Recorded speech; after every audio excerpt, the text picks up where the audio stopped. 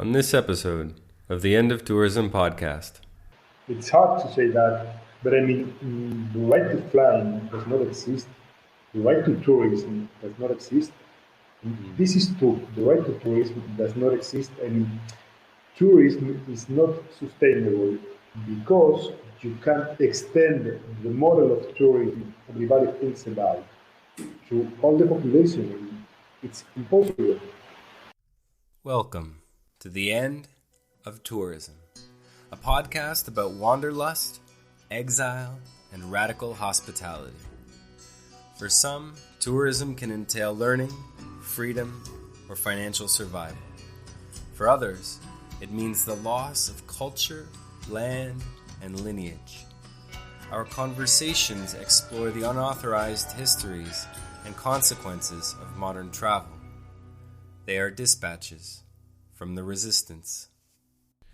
Our guest today is Daniel Pardo, an organizer of various neighborhood organizations in Barcelona, Spain. Today we'll be talking to Daniel about his work with ABDT, the Assembly of Neighborhoods for Tourism Degrowth. Daniel moved to Barcelona 15 years ago and has since become a passionate activist, investigating and fighting against the exploitation of his city and its people. He's also currently the coordinator of the project Biblioteca de Objetos, the Library of Objects. We are also joined by Ana Elia, a friend and native of Barcelona who completed her doctorate on gendered social networks and community-based ecotourism projects in Ghana. She is the co-director of SEDA, a migrant and environmental justice organization founded by Ghanaian migrants to support rural resilience in Africa, as well as to support migrant people in Catalonia. I caught up with Daniel and Ana Elia to speak about Barcelona, what has become of it as a result of overtourism, and the local struggles against touristification there. We discuss what the COVID-19 pandemic did to Barcelona and what, if anything, we can learn from the Great Pause. This episode is entitled Neighbourhood Resistance and Resilience in Barcelona. So, Barcelona has a long history of hosting international tourism events. The World's Fair, the Olympic Games, and most recently the Forum of Cultures. As a resident of Barcelona, how have you seen your city change over the course of years or decades as a result of tourism? I will start by my own experience. So when I got to Barcelona about 15 years ago, it was already a mass tourism destination, but there were quite many differences. Things have got worse and worse in these 15 years, meaning that the massification of the city has increased quite a lot. But I must say there's also, the other thing that changed a lot is the fact that people from Barcelona no longer accept this fact as something that is fine and they live with, but touristification has become a public problem since about, I would say, between 5 and 10 years, and this is a solid reality that won't change that easy as it was before. In the past, there was really no public debate about it, and this will keep on happening as long as touristification keeps in the same degree. And if we must go back in the years, it's really very difficult to explain all the evolution of tourism in Barcelona. That's always a very important date to point, which would be the Olympic Games. But it is also true that during the 80s, Barcelona, it was on another level, but it was already a touristic place. It is true that almost nothing. So I don't know. I mean, yeah, there has always been, except for the pandemic, there's always been more and more tourism, and this continuous growth of touristification has also been accelerating during the time, just to give a general. Daniel, you are a organizer, participant, and leader of the organization ABDT, or the Assembly of Neighborhoods for Tourism Degrowth in Barcelona. Could you tell our listeners how ABDT was formed and what are some of its principles and principal actions? So, in fact, it's a quite young organization. It was born about 6 years ago, I would say. And somehow it's the consequence of different things that were happening in the city since a while. I could go back until the beginning of the 21st century. In that time, there was no public conflict around tourism and touristification in Barcelona. There was just the beginning of some kind of conflict around tourism rental apartments, a long time before Airbnb, but there was already this kind of accommodation, and some people were complaining about it. It was really small in that time, and for a long time, the only problem observed by most people around this kind of accommodation was the problem of how to live by this kind of apartments, and it was not conceived as a housing problem, so somehow as a political problem. This kept on for a while, and sometime 6 years later, it's the time I got to Barcelona. And so I can say that in that time, I started to participate in some neighborhood organizations here in the center of the city. And what I saw in that time was that even without being aware of it, these kind of organizations were specializing in touristification. I mean, when there was some housing problem, there was always a hotel or this kind of apartments behind. When they were fighting because of a work conflict, it was usually because of a hotel or a bar or something like that.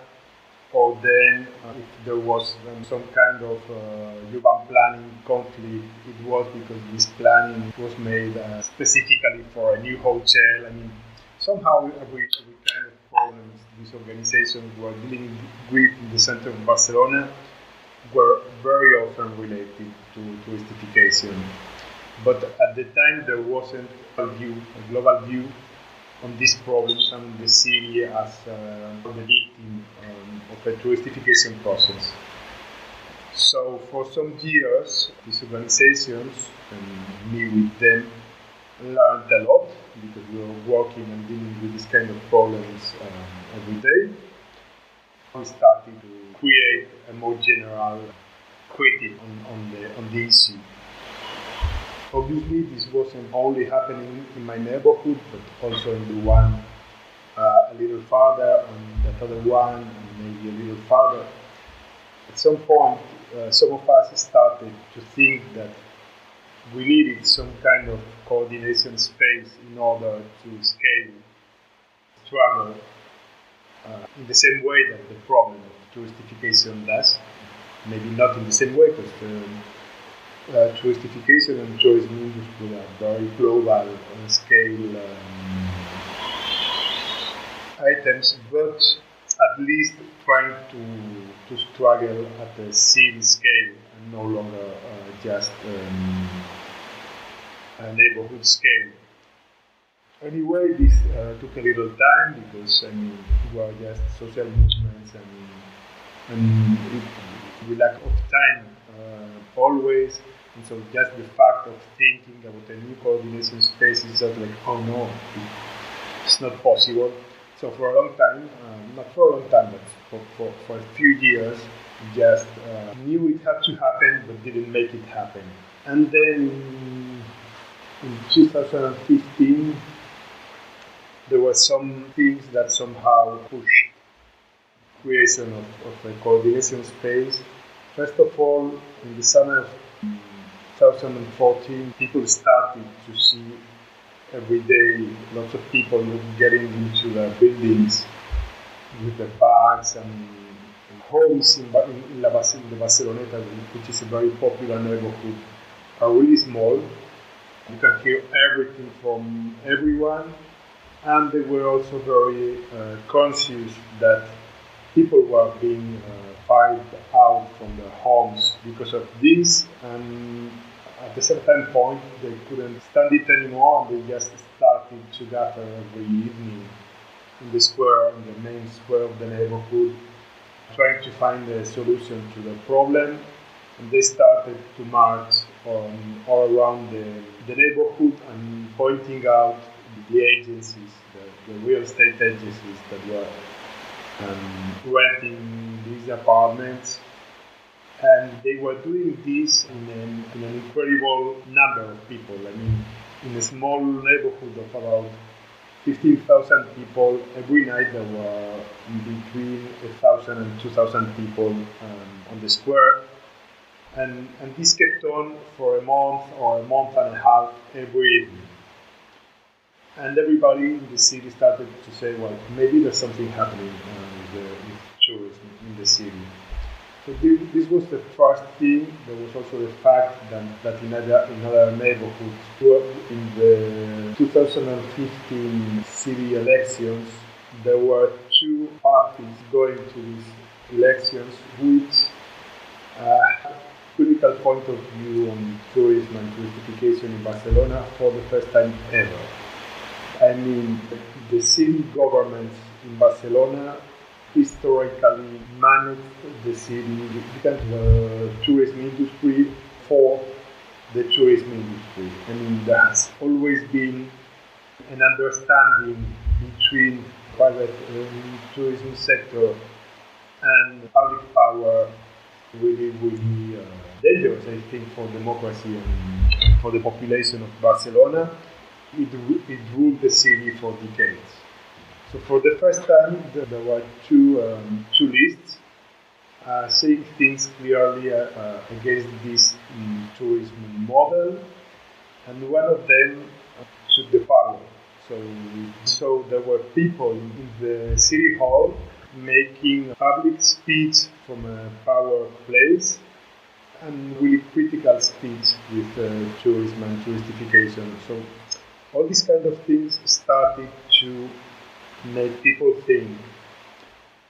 The other one, which is probably the strongest one, it's just the fact that the verification process became much too hard for people to keep on ignoring it.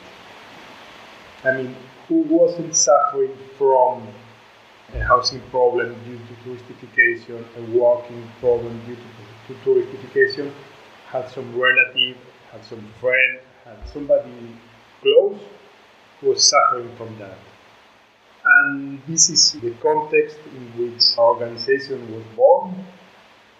So we just called the people who had known in the previous years in assemblies about tourism in other neighborhoods, people we had crossed from other associations and so on.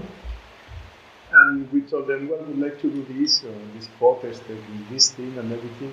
So the answer was the same from everyone, and everybody said, yeah, let's go. But then when this will be done, we keep on gathering and thinking together. And so this was the beginning. And I mean, our reaction really couldn't believe it, because the reaction had clearly overpassed the proposal we had done. So I think I think that was what point things had changed, and that is how it was born. And I would say for at least, the first 3 years of the life of the ABDT, I mean, I take a look back nowadays, and I just can think it was amazing. I mean, in 2015, the same year that ABTD was founded, the political party Barcelona en Comú was elected on the ticket of looking to limit tourism in the city. What, if anything, have you seen in regards to the successes of the political party since their election, and what do you think have been the limits to achieving the goals within the political spectrum, within the political party process? So I can only say it was quite a big deception. I mean, for 6 years. So when they started, they were really, I won't say radical because it was really far from our goals, but there were many things we could talk with them, and there were quite many places we could meet, with many ideas we could share. But as the time passed, as these first 4 years passed, they got softer and softer in front of the tourism industry. The tourism industry made clear to them that they were very vulnerable in terms of elections and votes. They were directly attacked by tourism industry. And so little by little, they, I don't know if I'd say gave up, maybe yes. Still, they're more critical than nobody ever was from the city hall in Barcelona. But this hope that there was about 6 years ago, I think it helped quite a lot to generate grassroots movements. This hope is no longer there. I mean, everybody knows much more about the consequences of mass tourism in Barcelona, and this is good, but I don't know if the chances for change are still there. I don't mean they disappeared, but some new things will have to happen in order to change things. When I was looking at the work of ABDT online, I noticed that the organization was previously called the Assembly of Neighbourhoods for Sustainable Tourism. And it has since become the Assembly of Neighbourhoods for Tourism Degrowth. Yeah. Would you care to offer our listeners, Daniel, the differences between degrowth tourism and sustainable tourism, and to tell us why you think that change in name was important for the organization? Yeah, that's quite easy. I mean, we never believed about the possibility of sustainable tourism in a short term in Barcelona. I mean, this first name was quite fake. Since the beginning, very much represented by the idea of tourism degrowth, but nobody talked about that in the city at the time, and we didn't want to be just rejected because of radicals. And so it was kind of a balance between what we felt we were and what we wanted to reflect outside. I mean, we didn't like it, but we thought it was a way to start to work, and I think it was positive because I think that quite many people, when they heard us for the first time, this thing of sustainable tourism, the problem was that we felt more and more comfortable with this.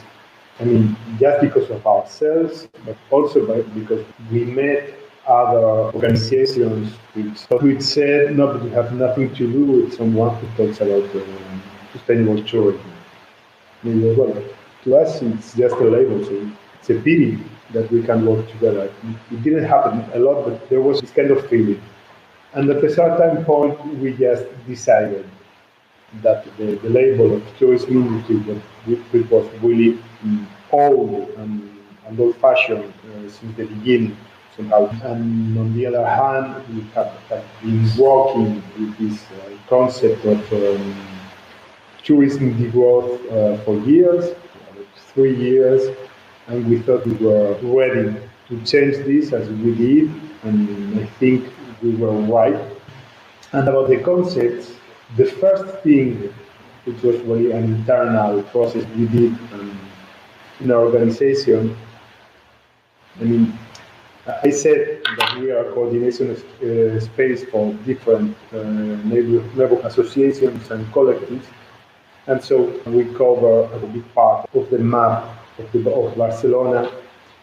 And I think that this is somehow our strength. The fact that this organization is composed by several individual associations, each one of which knows very well its territory and its reality.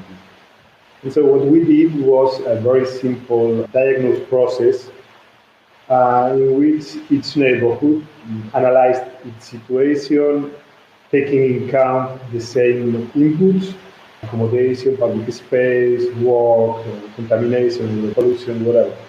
And then we just put it all together and we made somehow an approximation to a city diagnosis on touristification. And so the problems were more or less the same everywhere, but there were different degrees of affectation of these problems. This somehow, it confirmed our perception, our most intuitive perception, which was that things had been going too far for a long time, and that the process had to be revived. And this is the place where this concept of tourism degrowth begins. Somebody was saying, no, but it's not enough to decelerate things. I mean, we just can't keep on growing. We need tourism degrowth. We need to take this down. As we started to think about the idea, which we developed, not in the little detail, but with some ideas to put in practice this concept.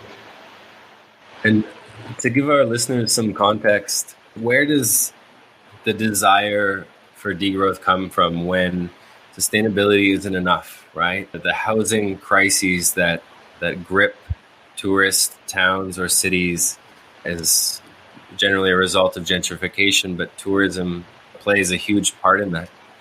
Local people can't afford to live in the very places they grew up in. Their homes turn into Airbnb rentals, as I'm sure you know very well. Some people refuse to leave. Both squatting and evictions begin. So what is it like to live in a city like that, being surrounded often by hordes of tourists, and then wondering, coming home, if you can afford the rent for next month or next year? Mm-hmm. I mean, the first idea that comes in my mind is about precarity. The whole life becomes much more precarious. First of all, because many people don't know how long they will get to stand in that place, but also because even if you can stay, maybe your people, your friends must leave, and this is also precarity. Also because so many shops that we need in our day-to-day life disappear and are replaced by things that are useful for local people or impossible to pay them. Also because the jobs also specialized in tourism, which is the most precarious sector in the city of Barcelona. And then we have also many other problems. The many places in the city, and mainly in the center, are really crowded by masses, and then you can't easily walk, going from one place to another. So there's all these kind of problems, but I have to say the human being is very adaptable. For example, the Rambla is so famous avenue in the center of Barcelona, and I mean, I think I didn't walk it truly for 14 years in the pandemic, because locals don't walk the Rambla. We just cross it. And this was our perceptions, but then somebody made a study of mobility, studying the profiles of people crossing and walking the Rambla. Right, every tourist walks the Rambla from a point to another and locals don't do it at all. Not because we don't like it. I mean, I learned that I liked it a year ago. I never tried to walk it because it was really awful. And because when you're in your city, if you have time to take a walk, it's good, but usually you're going to places in the same time as you're walking. This kind of avoiding places, making circles to get to places, it's made by places you must avoid and places you can walk more easily. Wow. And you can take this kind of thinking pattern to other things in the city. I mean, I don't know, I'm just making it out right now. Maybe you don't go shopping every day, but then you will go once every 2 days, because then you will suffer less. But I mean, you find yourself fooling yourself to avoid certain things you don't want to assume. Does that ring true for you as well, Ana Elia? Amen. Yeah, very similar. I avoid places, clearly. There's some neighborhoods where I've lived for many years outside Barcelona. I was living not in the country, and now that I've come back, I found myself going to the old merceria, how do you call the place where you buy thread and all of this, and I was just going to Santa Ana, and when I went there, I was calling my mom, where is this shop? It's no more. No, they moved it to a smaller place because the real estate was so expensive there. But that was the place of my grandma, where she would go, or a place where they would sell bacalao, very common in the more touristy part. And my mom said, oh, let's go buy this. And when I went there was a footwear shop or something that is like, who buys these things? And clearly it's not for the person who lives there. No matter where you come from, no matter where you're born, it's not for the local person who makes their life there, take kids to school. I used to go with my friends down to have a drink, or like the typical bar, like with the metal chairs, I don't know. And now it's all fancy. It's super fancy. We don't go there. We don't identify there. I mean, it's not everything bad, but there are moments that you realize, I don't recognize this place. And changes are good, but maybe some of the changes should take into account what is good for the people who live their lives there and want to drink water from the fountain and want to be quiet at night and walk around the street. But yeah, very similar to what Daniel is saying. Yeah. I'm reminded of a concept which is the right to the city, derecho a la ciudad. And I'm curious if that's something that's utilized in the philosophies of ABDT, Daniel. Yeah, I mean, we don't usually use the term, but we know the concept, and it's very related to our way of thinking. But I must insist, you won't find it often on our texts. It's interesting because it's the concept that can easily include right to housing and our struggle. It's a very usual alliance. And so this is a concept that fits very well because it can take both of them at the same time. Thank you. This might be new to me, but it seems that ABDT, like other social movements, especially here in Oaxaca, they use the public forum or asamblea, the model of meeting and decision making. I would love it if you could offer our listeners a little bit about how the assemblies work and how they've influenced the organization and its action. Yeah, I mean, we're an assembly, but somehow we're not an assembly of individuals, but an assembly of collectives. So since the beginning, we thought that we chose a high meeting frequency, meaning once a week or something like that. We wouldn't live long. Since the beginning, we meet once a month. For years, this happened physically. We met in a place the first Monday of every month. Since the pandemic, we've been doing this on the video conference, and for the rest of the time, we just contact and talk mainly through email. And so the interesting thing is that working like that, you don't need everyone to be in the assembly. You just need a minimum of one for every neighborhood organization. We have a list of the subjects to deal with, which are shared before and which is constructed collectively. By its own, every association takes a position on these things, which is taken to the assembly by 1, 2, or 3 people.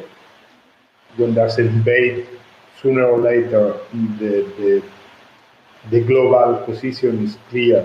There are not really fights or competitions to win a decision. So we work mainly like that. Then this for the assembly. Then when there are important issues, maybe foreign action, it may be we're working on the amendments to a new law, or because we're organizing an event created specifically for a precise goal. The assembler is, I would say, a classical model. It has its defaults, which are mainly not big speed. But on the other hand, the decisions we take are quite solid. I'm curious what the plague did to Barcelona as a result, and Barcelona as a tourist city. We know that tourism more or less died temporarily during that time on a global scale. But what happened in Barcelona, and what lessons can we learn from the year in which tourism was put on pause? We didn't learn a thing. The thing that we learned, we knew them. I mean, somehow it just served to confirm what we've been saying for years, which is there's an excessive dependence of the city economy on tourism, and this is dangerous. And we always repeat the same thing. 2017, there was a terrorist attack on the Rambla, and everybody was really scared that it would stop tourism in Barcelona. And suddenly not us, even the tourism sector started to talk about diversifying, about searching other models, and we were really amazed, surprised. This lasted for 2 or 3 months until tourism just recovered. Well, so 3 years later, we passed 3 years saying what happened with this idea of diversifying, of searching other things, and nobody cared about it. So there's been a pandemic, tourism stopped, and there was nothing prepared. Nobody said we couldn't know. And all they can say is we don't care. And they can say we don't care because, they do care about their money, but who takes the worst part are people working in this sector, which is monopolizing the economy of the city and also the jobs. They're doing all they can to get back to what it was, even if it was a disaster, even if climate emergency is more evident than ever. But everybody in Barcelona is talking about the airport extension, about a bigger airport. So they don't want to learn. I'm curious about the question for Daniel. Please go ahead. Given that the citizens in Barcelona, we got used a little bit these past months to live with less tourism, that we are able to walk freely through a park that we usually have to do huge lineups, or that we got the chance over the past months to walk a little bit of La Ramblas. We experienced something that for many years we haven't experienced. Do you think there's an opportunity now that people have embodied a little bit a life without tourism, that now when all the monster comebacks again, that we're going to be able to speak from the contrast, that we'll have more critical mass again for some time before we numb ourselves, to unite forces and say, hey, this is crazy again? Or you think this will just go unseen and, there's no opportunity now from the contrast that is coming up? So I don't have a clear answer, because the touristification process has been a very progressive thing. I mean, we have been taking our city little by little, and suddenly we got it back. We got it back with enormous problems. I mean, many people without work, many people without a home, enormous problems, but for a while, the city got back to us. And this is a feeling that, for example, I hadn't known in Barcelona, that people I know who were born here hadn't known for decades. And there's a big joy in getting back those places and that city. And to me, there's a hope in the fact that if things change back too quickly, people can really feel very angry and maybe also know how to organize. But on the other hand, the economic situation makes it very easy for the lobbies to say, well, sorry to bother, but that's an urgence. And do you have another idea? Mm-hmm. No, so let's make tourism. This will be the deal. I've wondered about this quite a bit, also living in a tourist down here in Oaxaca, and what happens if tourism disappears tomorrow, and if our inability to come to that question as a blessing happens as a result of our lack of imagination or the loss of imagination. In Barcelona, a city with, at least in pre-pandemic numbers, something like 30 million tourists each year in a city that has 1.6 million residents. In every possible understanding of the word, this is unsustainable. And what often happens, or seems to be happening now, is a rise in what's often referred to as tourism phobia, or the fear of the stranger, xenophobia. Because certainly in the last 10 years in Southern Europe, along the Mediterranean coast, there's a huge amount of refugees entering Europe, as well as tourists. And in some places there's hatred for the refugee, in some places there's hatred or fear of the tourist. And so I imagine you both see this in Barcelona, and I wonder, how can movements like ABDT work to degrow tourism while not feeding the fire of racism or xenophobia? We ourselves, we've suffered often attacks of being pointed like tourismophobics. We had to use too much time to explain it and deny it. And in fact, our conclusion is that, in fact, tourismophobia does not exist. It's just a propaganda campaign from the tourism sector in order to deviate the attention. No?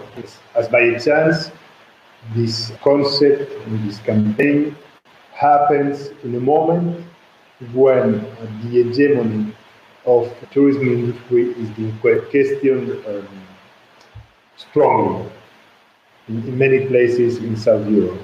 And as by chance, in that moment, they start to talk about tourismophobia, and as it happens,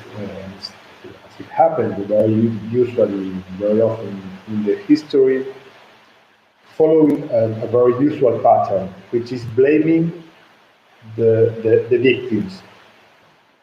I mean, it's funny that a hotel owner tell me it's my problem. It's because of me, not because of him. But one thing I must say, one thing we always say is we're not against tourism just because we are against this volume of tourism because it is too much, because the economy of the city is too much concentrated in it. And if we were a touristified city, but a city exploited by a petrol platform, we would probably be fighting against petrol industry. And this is the idea. In the kind of industry, we don't choose it because the city has been chosen by an industry to make profit, and it's being exploited as if it was petrol. So the important thing is, coming back to tourismophobia, I understand perfectly someone who is suffering from touristification because of noise in the night, because people are being fired from their neighborhood, because their life is getting worse and worse. And I can understand the people who turn against tourists, because I think it's a natural reaction. But I think this has been a major role as ABDT through the years, is to explain to the people they should point their anger and their strength against the industry and not against tourists. This is more difficult because it's much easier to talk bad about tourists or even to insult them, but this will never produce a change. And so the important thing is to turn against the true guilty of the situation, the true responsible. Tourism to me seems like an industry fundamentally based both in consumption and specifically in a way of evading responsibility, personal or otherwise. If that's the case, do you think the industry can be improved, or do we have to begin imagining completely different ways of traveling or other ways of learning about other places?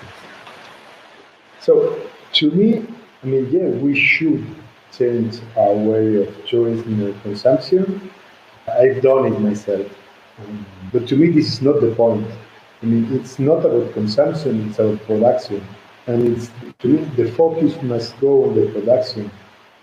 And it's about public control of private sector based on democratic decisions by the people. And people might have all the information they need in order to choose. It's good to talk about that and to generate that debate, but I think that the problem is quite more urgent, and I think that public administrations must really control the tourism markets. It's hard to say that, but the right to flying does not exist. The right to tourism does not exist. This is true. The right to tourism does not exist, and tourism is not sustainable because you can't extend the model of tourism everybody thinks about to all the population. It's impossible. You are living and you are traveling and you are touring very, very longer than our possibilities. And our possibilities are the ones of our planet, and we've been talking mainly about the effects of touristification in the city, but talking about the planet, tourism is one of the main producers of CO2 emissions. So it's not what should we do, and the planet is telling us what to do, and we are not listening at all. Thank you, Daniel. So for our last question, I'd like to ask you about the other movements that you've met in your time with ABTD. What kind of solidarity with other similar movements for degrowth tourism have you encountered, and is there work happening between them? There has been. We didn't have the time to strengthen this network as much as we would have liked, but there's a work that was done. There's a network, and there are so many marvelous people. I had the chance to meet in the South Europe 3 years ago before a network called South Europe Against Touristification. We've met physically twice. Once here, and there were grassroots movements from Lisbon, Porto, Sevilla, Majorca, Canaries, Valencia, Madrid, Barcelona, San Sebastian. From Italy there was Naples, Rome, Milan, Geneva, and maybe some other one from the south. Yeah, it was about 25 cities from the cities and territories from the South Europe. Not all of them were totally active, but all of them were interested in knowing what was happening. It was fun to know why we chose this name, South Europe. There's a geopolitical shared condition in the South Europe. Portugal, Italy, Greece, Spain, which were the bad behaving countries in Europe, macroeconomically speaking, which are the countries who most suffered the economic crisis of 2008, and which have been becoming the holiday part of the first world, the global north. And I mean, it's a collective thought. We haven't been thinking about why we chose this area, this region, as an identity. But in the moment when somebody pointed on it, it was very natural to explain to ourselves that there was this cultural identity related to the role this area is playing in Europe and in the world. The fact that these countries have been suffering the economic crisis in a stronger way than others, I think it is related to the fact that it's becoming the vacations park. Because how can you better exploit a territory in this touristification way? Well, people are suffering from the crisis. They will probably be ready to stand more than if they were. Wow. Well, it must be something to know as a collective and as individuals and as residents of cities in Southern Europe that you're not alone, that there are others with their strategies and that work together on a regional basis and not just on a local basis. Mm-hmm. Well, that brings us to the end of the interview. Ana Elia, do you have anything to add or to ask? I'm very grateful for having been mostly witnessing this conversation, learned plenty from Daniel, and I'm very glad for the work that you do, and it's super inspiring. And as a citizen here, makes me want to do more. So thank you so much, and thank you, Chris, for drawing this conversation into happening. Well, may this be an opportunity for our listeners to know that there's people in the world who are working and honoring their cities and their towns and their cultures in good ways, and that they're not alone. And, whether you're people who work in the tourism industry, whether you're tourists or whether you're activists, this is an example of what we can learn from. So thank you, Daniel, for joining us today. And thank you both for your willingness to speak and to speak in English in languages not your mother tongue. Thank you again, Daniel. Thanks to you. My pleasure. Blessings on your day and your holidays today. Thank you for listening to this episode of the End of Tourism podcast. If what you heard had its way with you, if the arrows hit their mark, click subscribe on Spotify, Apple Podcasts, or wherever you're listening. To go deeper, join us at theendofTourism.com and follow us on social media under the handle The End of Tourism. Until then, farewell, friends.